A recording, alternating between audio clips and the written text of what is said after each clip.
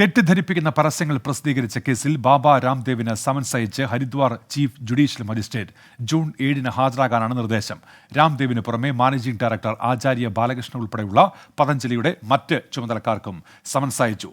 രാധാകൃഷ്ണൻ വിവരങ്ങളുമായി ഇപ്പോൾ ചേരുന്നുണ്ട്. നേരത്തെ സുപ്രീം കോടതിയുടെ ഭാഗത്തുനിന്നുമായി ബന്ധപ്പെട്ടുണ്ടായ ആ സമയത്തുണ്ടായ നടപടിക്രമങ്ങളൊക്കെ നമുക്കറിയാം. കോടതിയുടെ ഭാഗത്തുനിന്നുണ്ടായ വിമർശനം ഇതിപ്പോൾ ഈ പുതിയൊരു കോടതിയിലേക്ക് കാര്യങ്ങൾ എത്തുകയാണോ? തീർച്ചയായിട്ടുമാണ് ഉന്മേഷ്.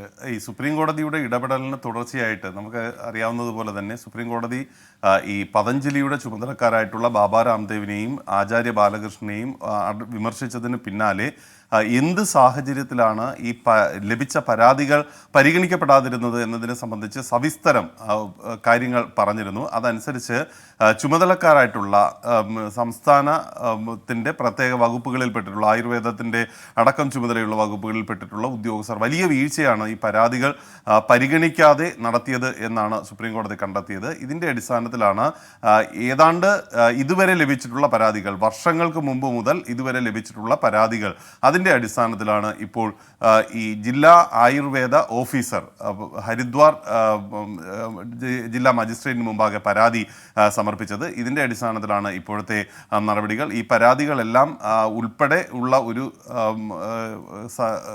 പരിഗണനയാണ് ഇപ്പോൾ കോടതിയുടെ ഭാഗത്തു നിന്ന് ഉണ്ടായിരിക്കുന്നത്. അതിൻ്റെ അടിസ്ഥാനത്തിലാണ് 7-ാം തീയതി ഹാജരാകാനായിട്ട് ആവശ്യപ്പെട്ടിരിക്കുന്നത്.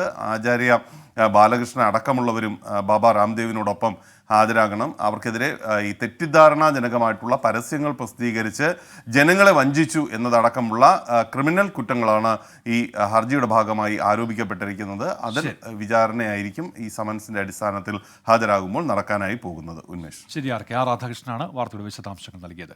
ലോകത്തെവിടെയായാലും ഏത് സമയത്തും 24 വാർത്തകളും ഓഗ്മെന്റഡ് റിയാലിറ്റി പാക്കേജുകളും എക്സ്പ്ലെയിനറുകളും വിശദമായി കാണാൻ ഞങ്ങളുടെ യൂട്യൂബ് ചാനൽ നിങ്ങൾക്ക് സബ്സ്ക്രൈബ് ചെയ്യാം.